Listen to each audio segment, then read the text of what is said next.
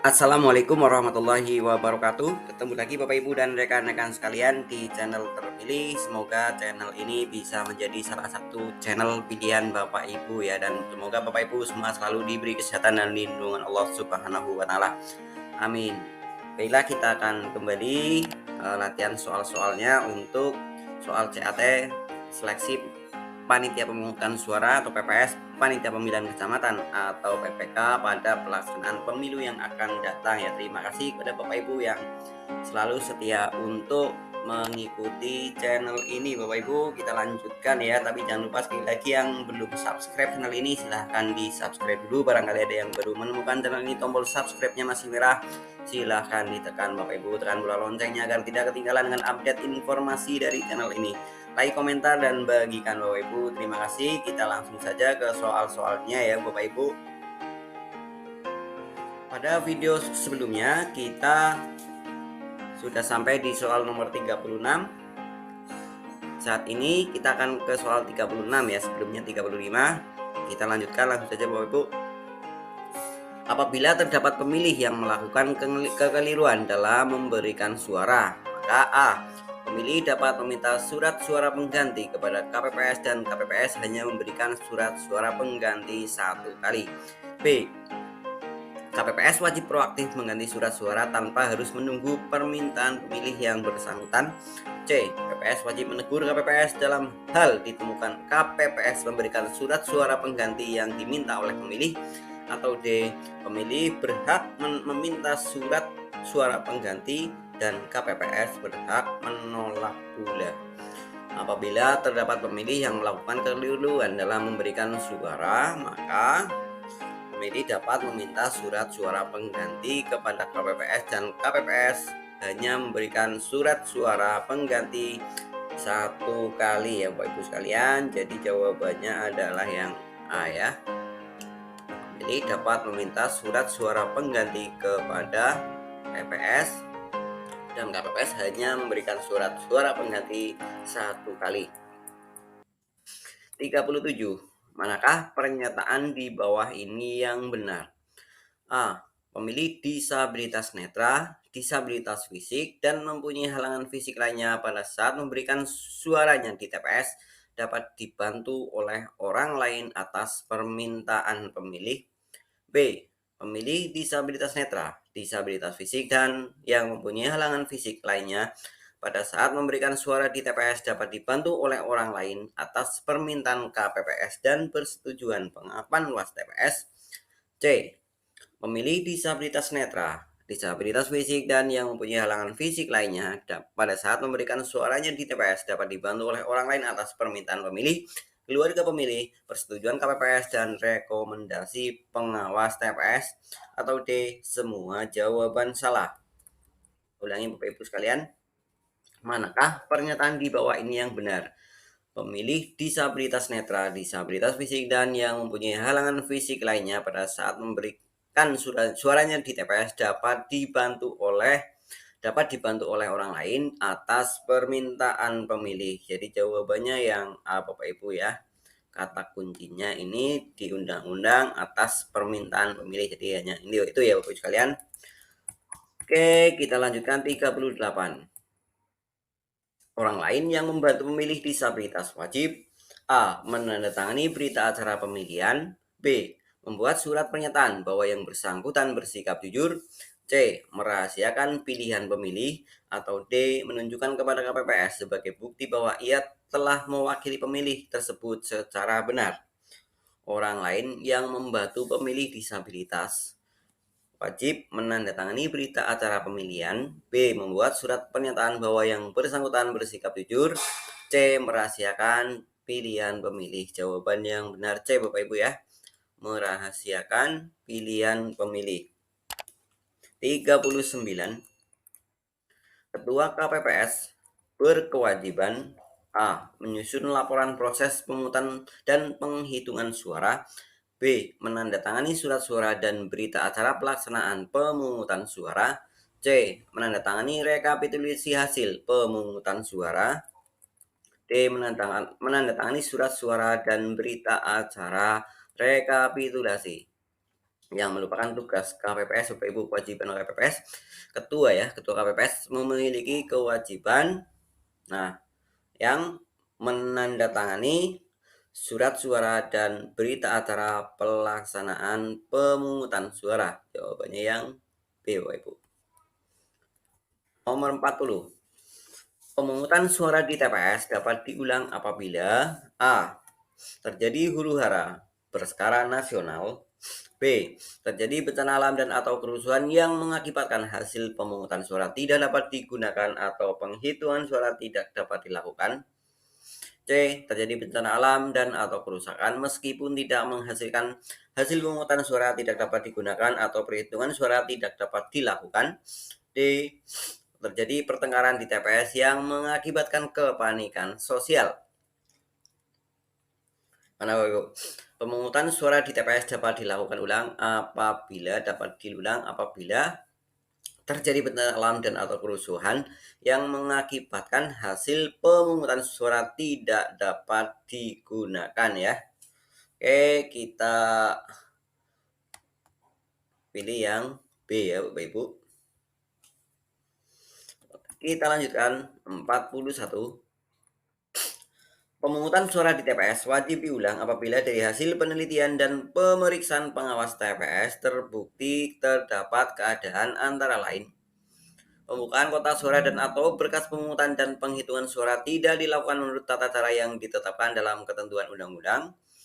B. Surat kotak suara berisi kosong. C. Terjadi bencana alam yang mengakibatkan pemilih yang hadir di TPS kurang dari 25%. D. Terjadi bencana alam yang mengakibatkan pemilih yang hadir di TPS kurang dari 10%. Pemungutan suara di TPS wajib diulang apabila dari hasil penelitian dan pemeriksaan pengawas TPS terdapat keadaan yang A, Bapak Ibu ya, pembukaan kotak suara dan atau berkas pemungutan dan penghitungan suara tidak dilakukan menurut tata cara yang ditetapkan dalam ketentuan undang-undang. Jadi ini tugas KPPS, harus hati-hati ya Bapak Ibu sekalian. 42. Dalam hal ditemukan petugas KPPS merusak lebih dari satu surat suara yang sudah digunakan oleh pemilih sehingga surat suara tersebut menjadi tidak sah, maka wajib A. Dilakukan penghitungan suara ulang. B. Pemungutan suara ulang. C. Pemungutan dan rekapitulasi suara ulang. D. Pemungutan dan penghitungan suara ulang.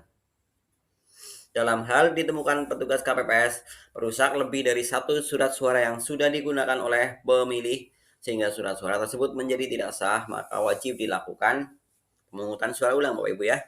Jadi harus hati-hati petugas KPPS ya. Dan Bapak Ibu bedakan silakan untuk pemungutan dan penghitungan itu berbeda ya Bapak Ibu. Pemungutan itu diulang dari awal ya pemilih datang. Sedangkan kalau jika perhitungan itu hanya penghitungan, jadi tidak menghadirkan pemilih ya Bapak Ibu.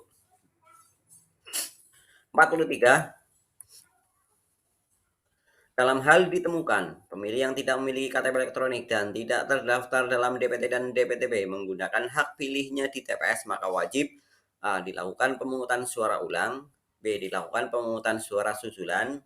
C. Dilakukan pemilihan susulan. D. Semua jawaban salah.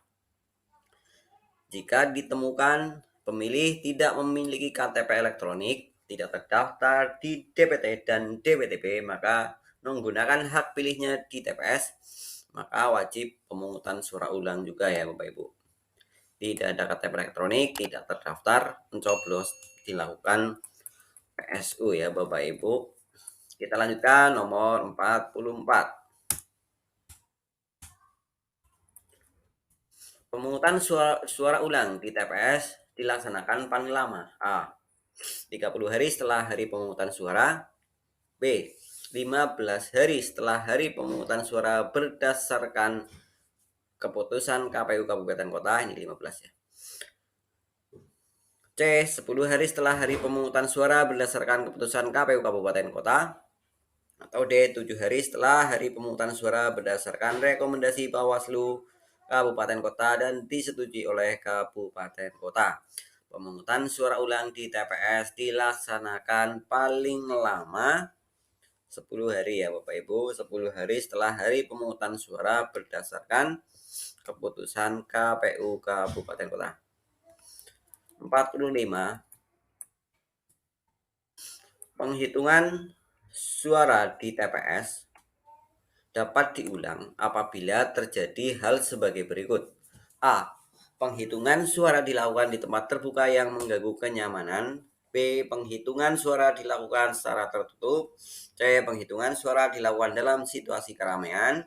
D. Penghitungan suara dilakukan di rumah kepala desa. Penghitungan suara dapat diulang apabila terjadi hal sebagai berikut.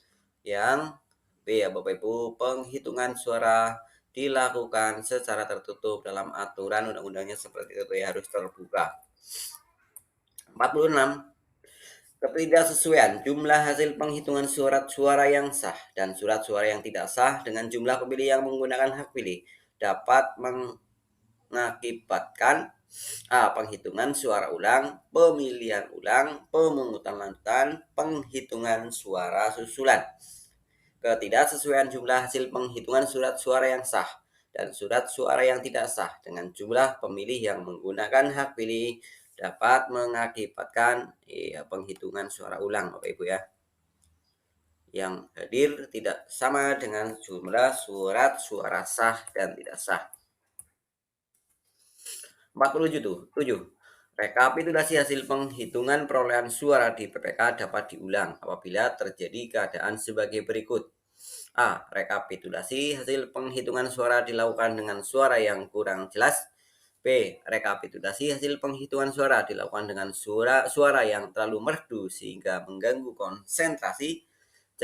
Rekapitulasi hasil penghitungan suara dilakukan di bawah terik matahari. D. Semua jawaban benar. Rekapitulasi hasil penghitungan suara di PPK dapat diulang apabila terjadi keadaan sebagai berikut. Adalah rekapitulasi hasil penghitungan suara dilakukan dengan suara yang kurang jelas ya Bapak Ibu. 48. Rekapitulasi hasil penghitungan suara ulang di PPK harus dilakukan. Rekapitulasi hasil penghitungan suara ulang di PPK harus dilakukan dan maksimal 3 hari dan harus selesai. B. Dilaksanakan dan selesai pada hari atau tanggal pelaksanaan rekapitulasi. C. Dilaksanakan dan selesai maksimal 7 hari. Atau D. Semua jawaban salah. Rekapitulasi hasil penghitungan suara ulang di PPK harus dilaksanakan dan selesai pada hari dan tanggal pelaksanaan rekapitulasi. Bapak Ibu, aturannya seperti itu ya. Jadi harus pada hari yang sama. Jawabannya adalah yang B. Selanjutnya 49. Dalam hal saksi peserta pemilu, pengawas TPS dan warga masyarakat tidak dapat menyaksikan proses penghitungan suara secara jelas, dapat berakibat pada pemungutan suara ulang, rekapitulasi hasil penghitungan suara ulang, atau D. Penghitungan suara lanjutan. Dalam hal saksi peserta pemilu, pengawas TPS dan warga masyarakat tidak dapat menyaksikan proses penghitungan suara secara jelas, dapat berakibat pada penghitungan suara ulang. Bapak Ibu, C ya, jawabannya yang C. 50. Salah satu tugas PPK dalam pemilu adalah A. Melaksanakan semua tahapan penyelenggaraan pemilu. B. Melaksanakan semua tahapan penyelenggaraan pemilu di tingkat desa dan kecamatan. C. Melaksanakan semua tahapan penyelenggaraan pemilu di tingkat kecamatan. Atau D. Melaksanakan semua tahapan penyelenggaraan pemilu di tingkat kecamatan dan membantu di tingkat kabupaten kota.